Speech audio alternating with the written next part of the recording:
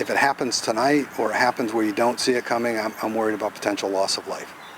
Also tonight, people in the southern tier say they are concerned that flooding that happened today could get worse. Good evening. Heavy rain produced flash flooding near Bemus Point. Water rose several feet. Some homes looked like they were on islands, and people here might not be out of the woods just yet. Andy Parker will join us with a look at the rain that is still to come and the impact it could have across western New York. But tonight, Jeff Rusak begins our coverage with how the rain affected neighbors in the southern tier. Water overflowing the banks of Bemus Creek. Homes of shore acres surrounded. Residents and renters on a summer vacation were quickly told to get to higher ground. We are worried that later tonight it might come back again. Hopefully not. Just as fast as the creek went up, it came back down. And now people who live here are cleaning up.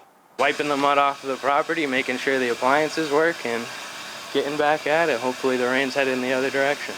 Andrew Boddicker is renting out this property. The family spending the weekend showed up just in time for the cleanup.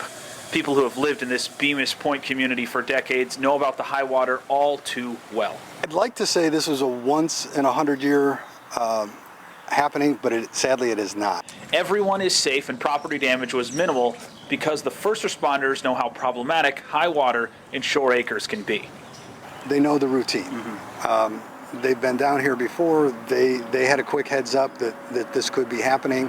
Carrie Howard believes the flooding problem comes from a lack of dredging at the mouth of the creek at Chautauqua Lake, which now has a dock stuck there from the flood.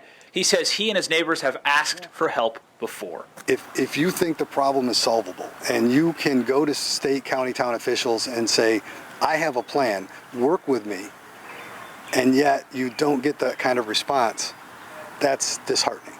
State lawmakers have said in the past that the depth of Chautauqua Lake makes any dredging difficult and costly.